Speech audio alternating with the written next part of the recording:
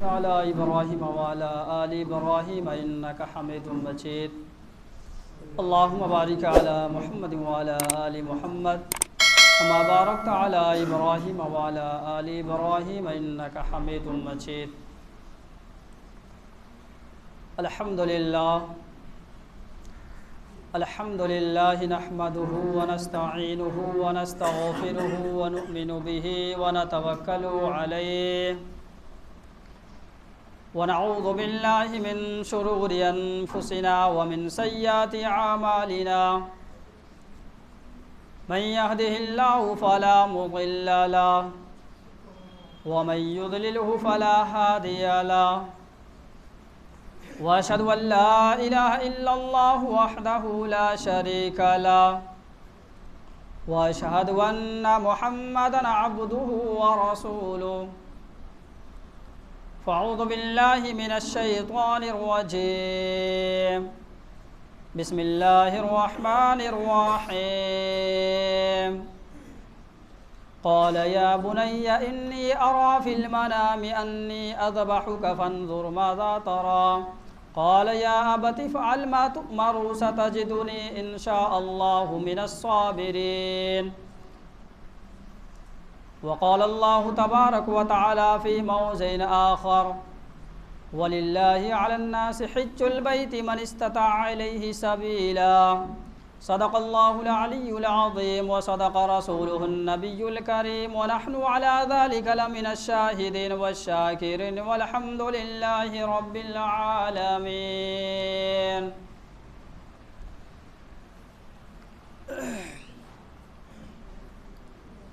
میرے محترم بزرگوں اور معزز سامعین کرام اور حاضرین جمعہ، یہ اللہ تبارک و تعالیٰ کا بہت ہی بڑا احسان اور کرم ہوا کہ اللہ تعالیٰ نے ہم سبوں کو دنیا کی تمام مشغولیات سے فارغ کر کے اپنے پاک اور مقدس گھر کے اندر ہم سب کو جمعے کی نماز کے لیے جمع فرمایا۔ میرے محترم بزرگوں اور دوستو، یہ مہینہ جو چل رہا ہے، یہ ذی القعدہ کا مہینہ چل رہا ہے، یعنی اسلامی مہینوں کے اعتبار سے یہ مہینہ 11واں مہینہ چل رہا ہے۔ اس کے بعد میں جو مہینہ آئے گا، ذی الحجہ کا مہینہ آئے گا، اسی مہینے کے اندر ہم اور آپ 10ویں تاریخ کو اپنی قربانی کریں گے۔ تو ابھی تقریباً 1 مہینہ سے زیادہ وقت باقی ہے، تو اسی مہینے کے اندر میں ہم اپنے قربانی کی تیاری کریں۔ ابھی تک ہم نے قربانی نہیں لیا ہے، جانور نہیں خریدا ہے، تو اسی مہینے کے اندر میں جو ہے کہ ہم اس کا بندوبست کریں، کیونکہ جانوروں کو خرید کر کے گھر کے اندر پالنا اور پال کر کے اس سے محبت کرنا اور اس کے بعد میں قربانی کرنا، یہ اللہ کو زیادہ پسند ہے۔ اور یہ قربانی کا جو سلسلہ ہے، حضرت ابراہیم علیہ السلام سے چل رہا ہے۔ حضرت ابراہیم علیہ السلام بہت ہی عظیم پیغمبر ہے، اور آپ ہی کی نسل سے جو ہے باقی انبیاء کرام اس دنیا کے اندر تشریف لائے،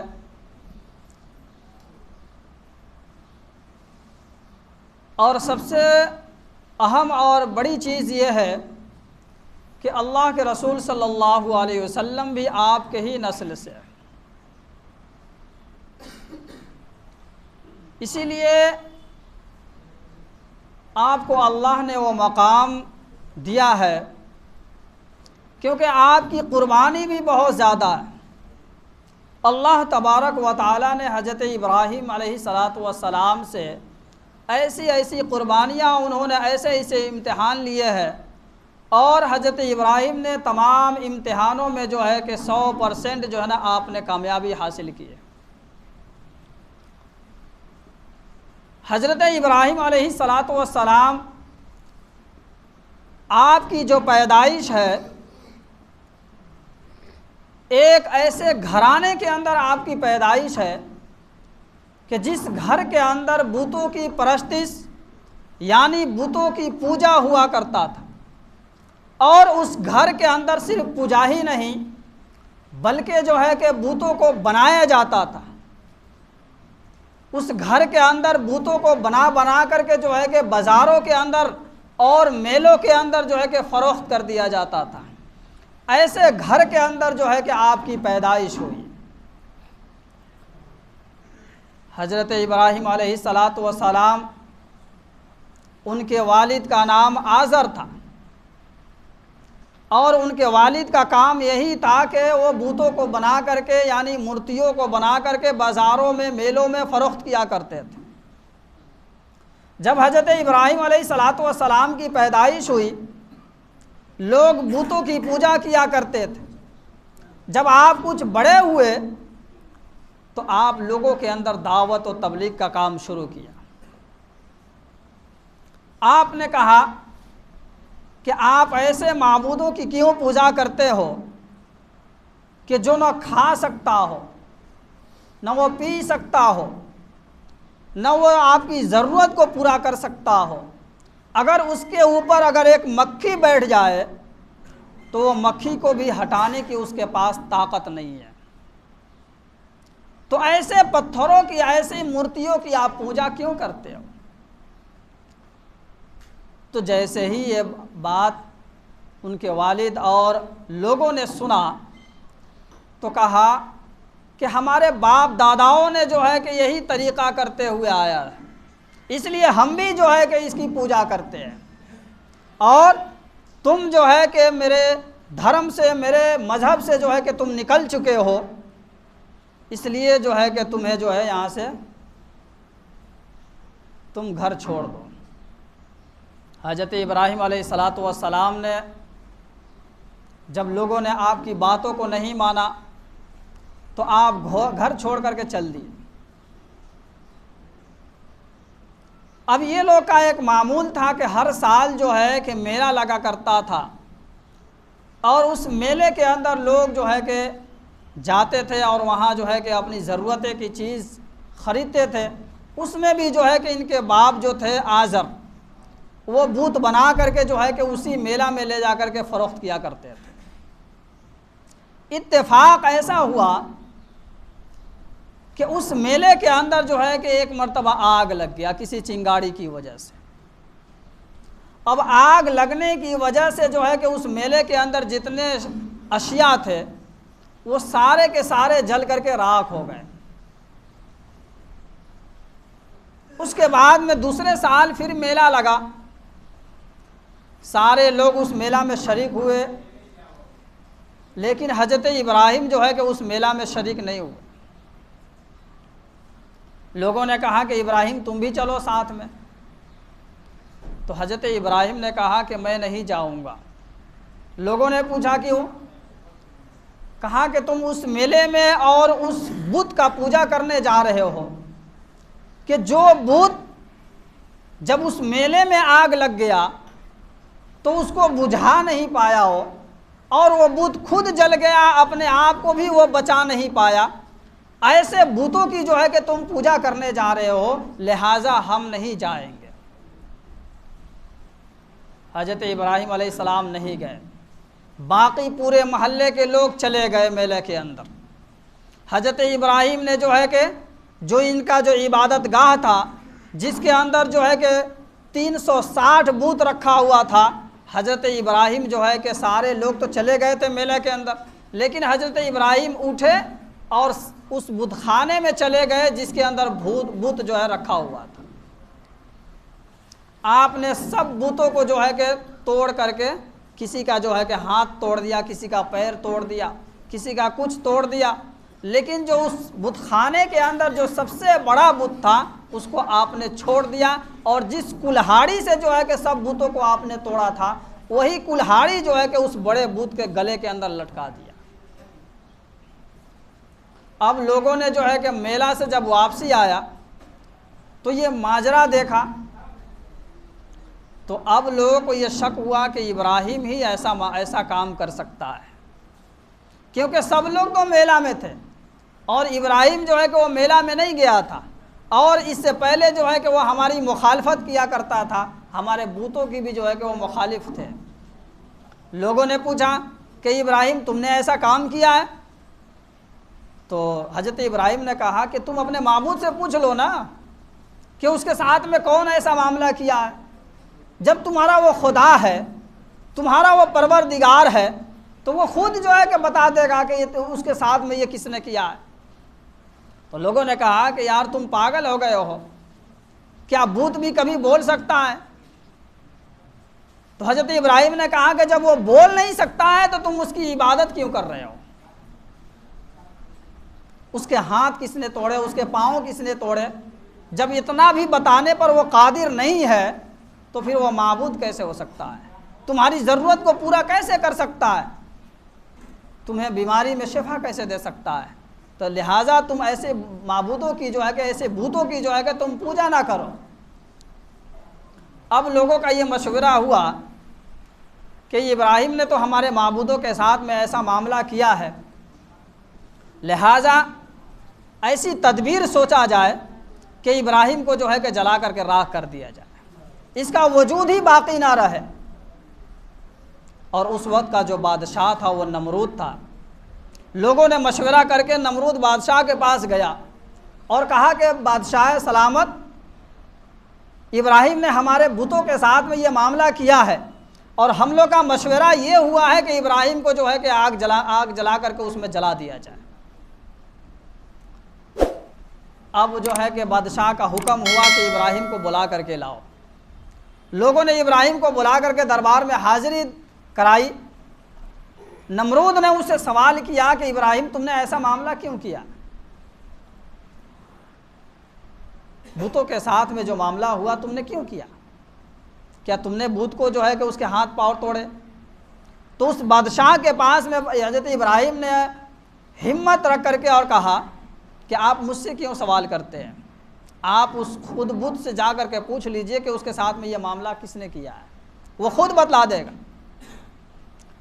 تو نمرود کافی جلال میں آ کر کے جو ہے لوگوں کو حکم دیا کہ ابراہیم کے لیے جو ہے لکڑی اکٹھا کرو۔ اس کے بعد میں جو ہے نمرود نے کہا ابراہیم سے کہ تمہارا رب جو ہے وہ تمہارا رب کیا کرتا ہے؟ حضرت ابراہیم نے کہا کہ میرا رب وہ ہے جو زندوں کو مردہ کر دیتا ہے اور مردوں کو زندہ کر دیتا ہے۔ تو نمرود نے کہا کہ یہ کام تو میں بھی کر دیتا ہوں۔ تو کہا کہ میرا رب وہ ہے جو پورب سے سورج نکلتا ہے اور پچھم میں غروب کرتا ہے، لہٰذا اگر تم جو ہے اگر حق اور صحیح ہو تو میرا رب پورب سے سورج کو نکالتا ہے، تم جو ہے کہ پچھم سے سورج کو نکال کر کے جو ہے کہ پورب میں غروب کر دو۔ تو یہ جملہ سنتے ہی نمرود جو ہے کہ وہ لاجواب ہو گیا، اس کے پاس کوئی جواب نہیں تھا، اور وہ جو ہے کہ اس جواب سے جو ہے کہ وہ شرمندہ ہو گیا، اور جو ہے ابراہیم کو فیصلہ یہ دیا کہ اس کو آگ کے اندر جلا دیا جائے۔ لوگوں نے حضرت ابراہیم کو جو ہے کہ لوگ کافی دنوں تک جو ہے کہ لکڑی جمع کیا اور آگ کے اندر جو ہے کہ ابراہیم کو پھینک دیا گیا۔ لوگ اس انتظار میں تھے کہ ابراہیم اب اس میں جل جائیں گے، اب اس کا وجود باقی نہیں رہے گا۔ لیکن جب آپ کو آگ میں ڈالنے کی بات آئی تو تمام فرشتے، ہر قسم کے فرشتے آئے، جو اس سے پہلے جمعہ کو میں نے بتلا دیا ہے اس کو تفصیلاً. تو تمام فرشتوں نے آپ سے کہا کہ میں آپ کی مدد کے لیے تیار ہوں، لیکن حضرت ابراہیم علیہ السلام کا جو بھروسہ تھا اللہ کی ذات پر، آپ نے جو ہے کہ تمام فرشتوں کو جو ہے کہ ٹھکرا دیا اور اللہ کی ذات پر بھروسہ کرتے ہوئے اس آگ کے اندر چلے گئے. لیکن اللہ نے جو ہے کہ قرآن کے اندر اس کا نقشہ کھینچا ہے کہ اللہ نے جو ہے کہ آگ کو حکم دیا کہ تو جو ہے کہ تم ابراہیم کے اوپر جو ہے کہ ٹھنڈی ہو جاؤ. اللہ نے جو ہے قرآن میں فرمایا ہے قلنا یا نار کونی بردا وسلاما علی ابراہیم. یہاں پر سلامن کا لفظ اللہ نے ذکر فرمایا ہے کہ آگ تم اتنی ٹھنڈی نہ ہو جاؤ کہ جس سے ابراہیم کو تکلیف ہو جائے ٹھنڈ کی وجہ سے، بلکہ سلامتی کے ساتھ. تو حضرت ابراہیم جو ہے کہ اس آگ کے اندر جو ہے کہ اللہ نے آپ کو آگ کے اندر محفوظ رکھا. تو یہ آپ جو ہے کہ پہلے امتحان میں حضرت ابراہیم نے جو ہے کہ کامیابی حاصل کی. اس کے بعد میں جو ہے جب آپ اس جگہ سے لوگوں نے آپ کی بات کو نہیں مانا تو آپ جو ہے کہ وہاں سے فلسطین چلے گئے. فلسطین میں کچھ دن رہے اور فلسطین میں جانے کے بعد میں آپ جو ہے کہ مصر کا سفر کیا. جب آپ مصر کا سفر کر رہے تھے تو آپ کے ساتھ میں حضرت لوط علیہ السلام بھی تھے، لیکن وہ رشتے کے اندر جو ہے کہ وہ آپ کے بھائی بھی لگتے تھے. تو حضرت لوط علیہ السلام اور حضرت ابراہیم علیہ السلام مصر روانہ ہو گئے. اور مصر کے اندر اس زمانے میں جو بادشاہ ہوا کرتا تھا اس بادشاہ کو فرعون کہا جاتا تھا. اب حضرت ابراہیم علیہ السلام اور اس فرعون بادشاہ جو ہے ان کا ریلیشن تھا، جس کی بنا پر جو ہے کہ آپ جب اس دربار میں گئے تو اب اس بادشاہ نے جو ہے کہ آپ کا جو ہے کہ آؤ بھگت کیا، بادشاہ نے آپ کی جو عزت اور احترام کیا. تو آپ کے ساتھ میں جو آپ کی بیوی تھی وہ حضرت سارہ تھی، جس سے کوئی اولاد نہیں تھی. آپ جو ہے کہ اس مصر کے اندر کچھ دن قیام فرمایا، اور اس قیام کی وجہ سے آپ کے اخلاق سے متاثر ہو کر کے وہاں کا جو بادشاہ تھا جو فرعون، اس بادشاہ نے اپنی بیٹی کو جو ہے کہ حضرت ابراہیم علیہ السلام کی جوزیت میں دے دیا، جس کا نام ہاجرہ تھا. اب جو ہے حضرت ہاجرہ سے جو ہے کچھ دنوں کے بعد میں جو ہے کہ اولاد ہو گئی. اسی اولاد کا نام حضرت اسماعیل رکھا گیا. اور حضرت سارہ سے جو ہے کہ کوئی اولاد نہیں تھی. جب حضرت ہاجرہ سے اولاد ہوئی تو اس وقت جو ہے کہ حضرت سارہ کے دل میں آیا کہ میرے پاس کوئی اولاد نہیں ہے، اور یہ ہمیشہ جو ہے کہ مغموم رہا کرتی تھی کاش کہ میرے کو بھی جو ہے کہ کوئی اولاد ہو جاتا. لہٰذا حضرت سارہ نے جو ہے کہ شکایت کی ایک مرتبہ حضرت ابراہیم سے کہ آپ جو ہے کہ حضرت ہاجرہ کو میری نظروں سے دور کر دیں. اللہ تبارک و تعالیٰ کا حکم ہوا کہ اے ابراہیم تم جو ہے کہ حضرت ہاجرہ کو اور ان کی اولاد حضرت اسماعیل علیہ السلام کو لے کر کے کہیں ایسی جگہ چھوڑ دو جو حضرت سارہ سے اوجھل ہو جائے. چنانچہ اللہ کا حکم تھا. آپ کا یہ دوسرا امتحان، آپ نے حضرت ہاجرہ کو اٹھایا اور آپ کے ساتھ میں جو ہے کہ حضرت اسماعیل علیہ السلام کو آپ نے ساتھ میں لیا اور ایک ایسی جگہ چلے گئے جہاں جنگل بیانات، جہاں کوئی بستی نہیں تھی. وہ ایسی جگہ پر جو ہے کہ آپ نے قیام کیا. اس جگہ پر جو ہے کہ حضرت ہاجرہ اور حضرت اسماعیل علیہ السلام کو وہاں پہ چھوڑ کر کے جو ہے کہ چلنے لگے. اب ان کے ساتھ میں کیا تھا؟ صرف تھوڑا سا کھجور اور پانی.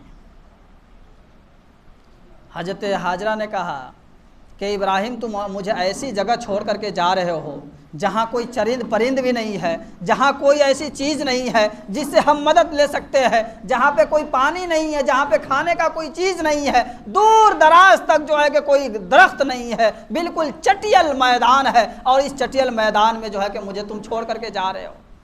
حضرت ابراہیم نے کہا کہ یہ اللہ کا حکم ہے، اللہ جو ہے کہ تمہاری حفاظت کرے گا.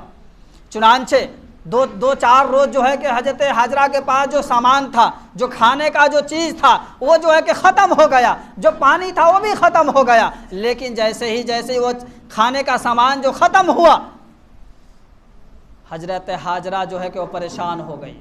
بچے کو جو ہے کہ دودھ پورا نہیں مل پا رہا تھا، آپ کے چھاتی کے اندر دودھ ختم ہونے لگا، جس کی بنا پر جو ہے کہ آپ کو کمزوری محسوس ہونے لگی۔ ماں تھی، بچے کی تکلیف آپ کو برداشت نہیں ہوئی، آپ جو ہے کہ پانی کے تلاش میں نکل گئے۔ کبھی ماں بچے کے رونے کو دیکھ کر کے کبھی صفا پہاڑی پر جاتی اور وہاں سے نظر دوڑاتی، لیکن کہیں جو ہے کہ پانی نظر نہیں آتا۔ کبھی جو ہے مروہ پہاڑی پر جاتی اور وہاں چڑھ کر کے جو ہے کہ دور دراز جو ہے کہ کہیں جو ہے کہ ان کو پانی نظر نہیں آتا تھا۔ آخر کبھی ماں صفا پر جاتی، کبھی مروہ پر جاتی، کبھی صفا پر جاتی، دوڑتے دوڑتے جو ہے بچے کو چھوڑ دیا وہیں پر جس جگہ پر اس نے سلا رکھی تھی۔ لیکن بچے کی رونے کی وجہ سے، بچے کے بلبلانے کی وجہ سے اللہ تبارک و تعالیٰ نے، آپ نے دیکھا ہوگا کہ جب بچہ روتا ہے تو وہ اپنے اینڑیوں کو گھسڑتا ہے، تو اللہ تعالیٰ نے اس کے اینڑی کے حضرت اسماعیل علیہ السلام کے رونے کے وجہ سے اور آپ کے اینڑی کے رگڑنے کی وجہ سے اللہ نے وہاں سے پانی کا چشمہ جاری فرما دیا۔ حضرت حاجرہ صفا پہاڑی پر سے آ رہی ہے اور دیکھ رہی ہے کہ میرے بچے کے پاؤں سے جو ہے کہ پانی ابل رہا ہے۔ حضرت حاجرہ نے فرمایا کہ زمزم، یعنی پانی جو ہے زمزم بولا تو وہ پانی جو ہے کہ چاروں طرف سے جو اس کو احاطہ کر دیا، یعنی روک دیا، اور وہ پانی وہیں رک گئی، لیکن پانی جو ہے کہ ابلتا ہی رہا۔ اور اتنا شفاف پانی اور اتنا میٹھا پانی جس کو جو ہے کہ آج بھی جو ہے کہ لوگ حج کرنے کے لیے جاتے ہیں تو جو اس پانی کو جو ہے کہ بھر بھر کر کے لاتے ہیں، پوری دنیا کے اندر جو ہے اس کی سپلائی ہوتی ہے، لیکن کبھی ایسی شکایت نہیں ملی ہوگی کہ اس زمزم کنویں کے اندر جو ہے کہ کبھی 1 لیٹر پانی کم پڑ گیا ہو۔ تو اللہ تبارک و تعالیٰ نے حضرت اسماعیل کے اینڑیوں سے جو جاری فرمایا پانی کو، جو آج پوری دنیا جو ہے اس پانی سے سیراب ہوتی ہے، اور اللہ تبارک و تعالیٰ نے اس پانی کے اندر بالکل مکمل ایک خوراک رکھا ہے، اسی جگہ پر جو ہے کہ اللہ نے اس کے اندر شفا بھی رکھا ہے۔ اگر آپ بیماری کے اندر اس پانی کو پیتے ہیں، اللہ تبارک و تعالیٰ جو ہے کہ آپ کو شفا عطا فرمائے گا۔ اب جو ہے اب اس مقام پر قافلہ آتا گیا، وہاں سے جو ہے کہ پانی لیتے رہے اور چلتے بنے۔ کچھ دنوں کے بعد میں وہاں لوگ جمع ہونے لگے، بستیاں بسنے لگی اور ایک وہ آباد ہو گئی۔ اس کے بعد میں جو ہے جب حضرت اسماعیل بڑے ہوئے، اس سے پہلے جو ہے حضرت اسماعیل جب بڑے ہونے لگے تو حضرت سارہ کی عمر جو ہے کہ 80 سال ہو چکی تھی، اور اس وقت حضرت ابراہیم علیہ السلام کی عمر 100 سال ہو چکی تھی۔ اور اس وقت کا جو نظام تھا حضرت ابراہیم علیہ السلام کا کہ جب آپ کھانے پر بیٹھتے تو آپ کے ساتھ میں جب تک مہمان نہیں ہوا کرتا تھا آپ کھانا تناول نہیں فرماتے تھے، آپ مہمانوں کے انتظار میں بیٹھے رہتے تھے۔ اتفاق ایک دن ایسا ہوا کہ آپ کھانے کے لیے انتظار کر رہے تھے، آپ کے پاس میں 2 مہمان آئے، آپ اس مہمان کو دیکھ کر کے خوشی کا اظہار فرمایا اور آپ نے دسترخوان لگایا اور اس مہمان کو بھی بلایا دسترخوان پر اور کہا کہ آپ کھانا کھائیے۔ تو اس زمانے میں جب آپ کے گھر اگر کوئی مہمان آتا اور آپ کے ساتھ میں اگر وہ کھانا نہیں کھاتا تھا تو سمجھ لیتا تھا لوگ کہ یہ میرے سے جنگ کے لیے تیار ہے۔ اور جو آدمی آپ کے دسترخوان پر کھانا کھا لیتا تو سمجھ لیجئے کہ وہ آپ کا خاص آدمی ہے۔ تو حضرت ابراہیم علیہ السلام کے ساتھ میں وہ مہمان بیٹھے لیکن کھانا نہیں کھایا۔ حضرت ابراہیم کو انہوں نے کہا کہ آپ گھبرائے نہیں، میں اللہ کی طرف سے بھیجا ہوا فرشتہ ہوں، اس لیے میں کھانا نہیں کھا سکتا ہوں، آپ کھانا کھائیں، لیکن میں آپ کے لیے خوشخبری لے کر کے آیا ہوں۔ وہ خوشخبری یہ ہے کہ حضرت لوط علیہ السلام کی قوم کو میں برباد کرنے آیا ہوں، اور دوسری خوشخبری یہ ہے آپ کے لیے کہ آپ کو اللہ تبارک و تعالیٰ جو ہے کہ اولاد سے نوازے گا۔ حضرت ابراہیم نے کہا کہ میری عمر 100 سال ہو چکی ہے اور میری بیوی کی عمر 80 سال ہو چکی ہے، حالانکہ اس عمر میں جو ہے کہ مجھے اولاد کہاں سے آئے گا۔ اللہ تبارک و تعالیٰ نے فرمایا کہ جو حضرت فرشتوں نے فرمایا کہ جو اللہ بچپنا میں جو ہے نو عمر میں جو ہے کہ اولاد دینے پر قادر ہے، وہ 80 سال کے عمر میں بھی جو ہے کہ اللہ اولاد دینے پر قادر ہے۔ لہٰذا اللہ تبارک و تعالیٰ نے آپ کے لیے خوشخبری بھیجا ہے کہ آپ کو بھی جو ہے کہ اولاد ہوگی۔ تو حضرت سارہ سے جو اولاد ہوئی وہ حضرت اسحاق علیہ السلام جو ہے کہ وہ پیدا ہوئے، اور حضرت اسحاق سے جو ہے کہ حضرت یعقوب علیہ السلام پیدا ہوئے۔